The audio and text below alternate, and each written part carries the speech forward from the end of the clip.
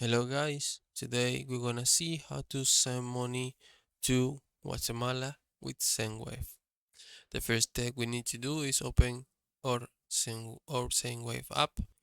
Once we open our app, we're gonna click this button right here. We need to add our info. We can upload an ID photo or we can upload other documents.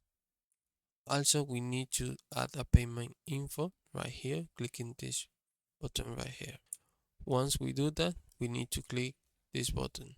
Right here, you can see that our identity is confirmed.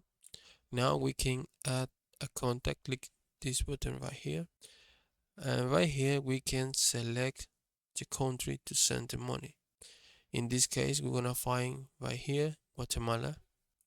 And then we're gonna select the payment method right here. Also, we can add all the other information like name, uh, mobile number, and other kind of information that we can type right here. Once we add contact to send the money, we will find this contact typing his name right here. Also, we can type an amount right here. This amount that is what we'll send to the other person. And right here we can see how much is in the currency of that country. Once we do that, we need to click this button called continue to send the money. And there you go.